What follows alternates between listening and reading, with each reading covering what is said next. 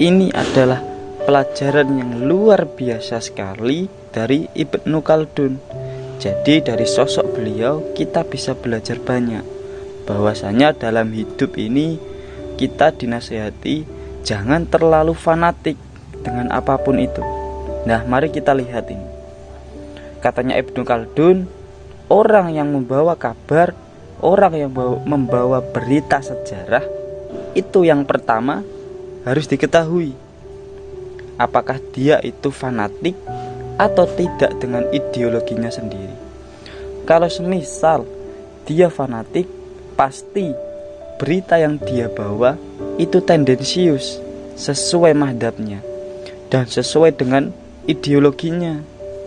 Jadi fanatik itu kalau kita artikan ya berarti right or wrong my country, bener atau salah, pokoknya pacarku yang paling cantik ya misalnya gitu, paling ganteng misalnya gitu. Nah itu sudah fanatik. Jadi ketika ada kabar, cerita tentang sejarah dari orang ataupun kelompok, atau katakanlah itu lembaga atau apapun itu, sebenarnya sangat perlu untuk kita kritisi. Kalau yang dilihat itu baiknya dirinya saja dan selalu menilai jeleknya orang lain, jadi ini ciri pertama, yaitu kemungkinan ada distorsi dalam sejarah, bahwa yang membawa cerita sejarah itu adalah seseorang yang terlalu fanatik. Jadi seseorang yang sangat terikat oleh ideologinya. Kemudian ciri fanatik yang kedua apa? Yaitu terlalu percaya. Biasanya orang yang gampang dibohongi itu ya orang yang gampang percaya. Jadi kita ini jangan mudah percaya pada orang lain, harus betul-betul diteliti, dicek tentang kebenarannya. Jadi ketika kita itu memperoleh suatu informasi, kita harus kritis. Memang dalam hal apapun, ketika ada berita atau informasi, kita harus kritisi terlebih dahulu. Nah, terus yang ketiga itu tidak mampu memahami maksud dalam informasi yang diterima. Ini hubungannya sama IQ. Kalau misal ada orang dalam kehidupan kita yang IQ-nya itu tidak terlalu tinggi, misalnya baca buku tidak paham-paham, diberitahu orang selalu muter-muter setiap hari. Lah, ketika ada informasi dari orang seperti ini, orang ini itu juga harus perlu dikritisi. Jangan-jangan dia itu salah paham, karena IQ itu menentukan daya tangkap manusia. Kadang ada orang itu sudah dikasih tahu sesuatu, tapi malah pemahamannya itu tidak sejalan dengan itu. Jadi ketika ketemu orang semacam itu dalam kehidupan kita, kita harus kritis. Informasi yang dibawa orang harus kita teliti, tinggi apa tidak IQ-nya orang itu. Karena IQ itu penting, karena gerbang pertama pemahaman setiap manusia itu dilihat dari akalnya, dilihat dari daya tangkap dan pemikirannya. Terus yang keempat apa katanya Ibnu Khaldun?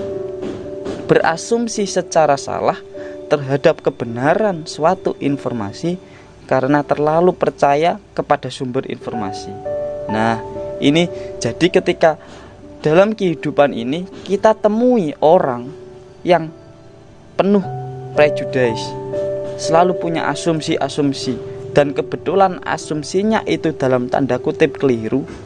Dari orang yang suka prejudice ini kita harus hati-hati. Sekali lagi harus hati-hati dalam menerima informasi. Di sini kita harus pintar-pintar dalam menyikapi itu semua. Nah, itu yang keempat. Terus yang kelima selanjutnya, tidak mengetahui kesesuaian antara kondisi yang dikandung informasi dengan realitas sebenarnya. Jadi orang ini itu buta dengan kenyataan. Misalnya saja dalam kehidupan kita itu ada orang yang tidak paham seluk-beluk tentang fikih misalnya, tidak paham seluk-beluk tentang hukum Islam, akan tetapi dia selalu bercerita tentang itu semua.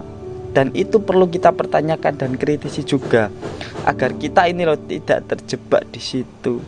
Sekarang kan banyak orang itu terlalu fanatik dengan golongannya misalnya, dengan kelompoknya misalnya.